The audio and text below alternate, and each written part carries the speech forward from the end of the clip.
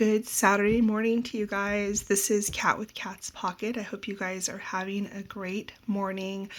I did sleep in for just a little bit this morning, and I was able to be lucky enough to get homemade biscuits and had a biscuit sandwich, and I am ready to start my day today. I wanted to talk about an issue that I had this morning with a sale, and I'm going to talk about a few other items that I sold from last night to today. Sorry, there's an airplane going overhead, but anyway, this item right here sold this morning. It sold early this morning around 6 a.m. and this is a Jellycat dragon. And this was one of the plushes that I picked up on my plush challenge when I was trying to just be aware of what plush would sell. And thankfully, this one was one of those ones that sold for a pretty good profit. Let me just show you. Actually, let me go over here. So I picked this item up. I'm looking at my listing sheet here. I picked this item up on July 31st. Actually, no, I'm sorry. I listed this item on July 31st. So it has taken a few weeks to sell. It got lots of attention. I actually relisted it, I believe, twice to try to get new eyeballs on it. And it sold pretty quickly the second time I relisted it. I did get some really strange messages from some other eBay. I don't know if they were actually stores themselves. I don't believe so because they didn't have any activity on their store sites, but I did get two separate messages. I got one message by someone who just said, "This is fake." And I thought, And so I did research, and these can be fake. There are some fake Jellycat plushes out there. These are made in, I believe, the UK, and they can be fake, and there's telltale signs of telling whether they're fake or not. But this one is not a fake. It has all of the tags on it. It has several tags, which I did list in the photographs. I'm going to see if they actually show the photos. Yeah, so you can actually tell when they're fake. Yeah, this was made in London, and it has all of the tags with it, which you want to make sure. Sometimes you can tell just by looking at the plush when they look a little bit distorted, I'll say, but this one is not a fake. And I actually ended up blocking that person because they kept messaging me like they wanted to argue with me, and I just said, "This has been confirmed already to not be a fake, but thanks so much." And they just proceeded to message me. So I ended up blocking them. And then I got another message that same day from somebody else telling me that it's fake and how I could tell. And this was after I got several lowball offers on this item, and I declined them all. And so nevertheless, I ended up blocking that person also.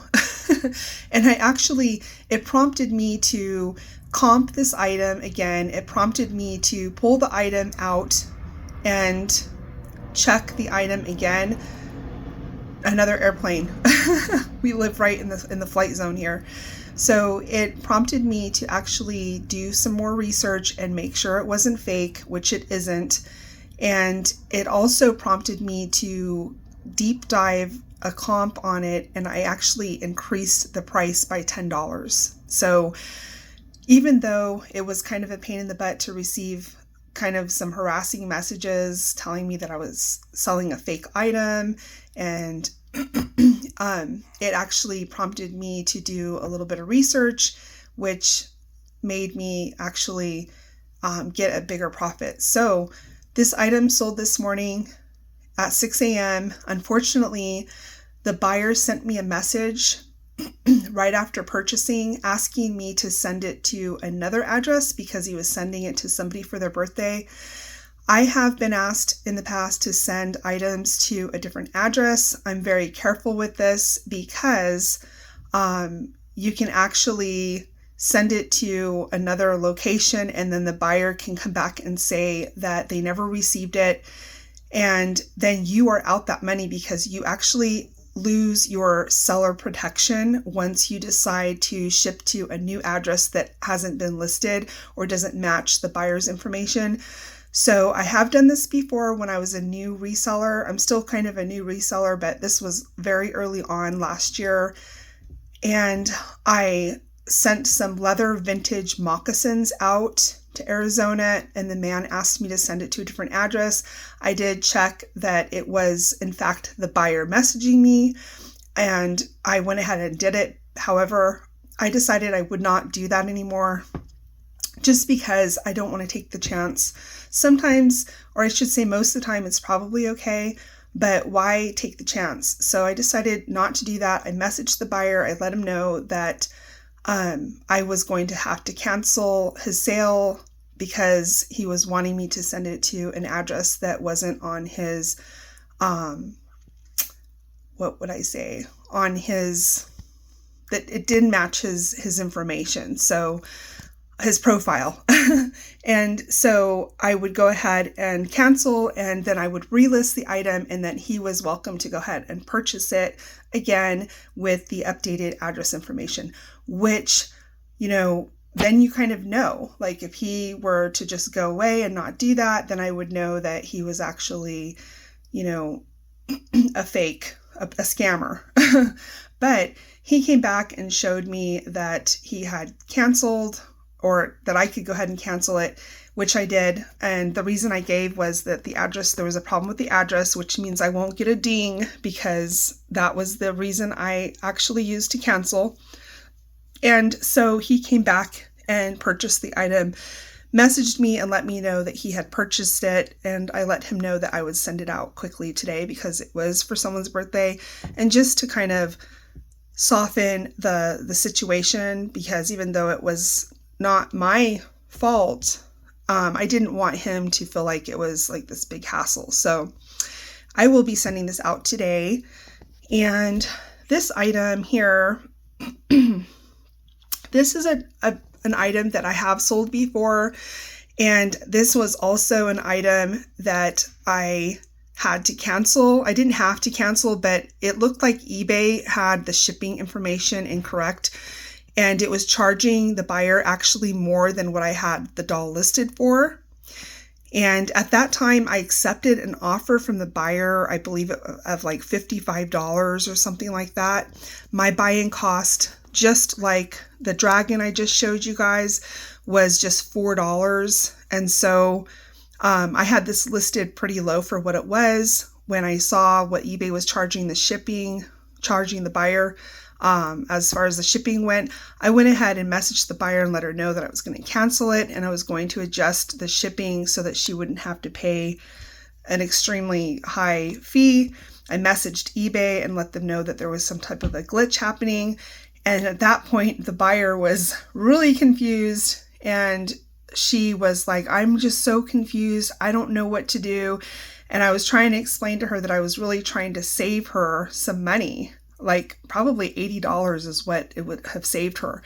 But she decided not to repurchase it after I relisted it.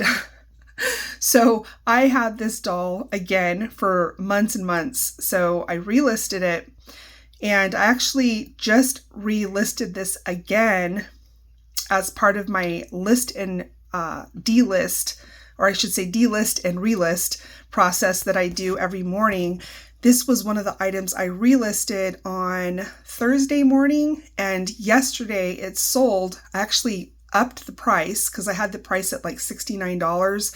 And after doing another research and I found a little more information about it, I decided to just increase it and just see what would happen. And I increased it to $106, and it sold right after I relisted it for the full asking price of $106.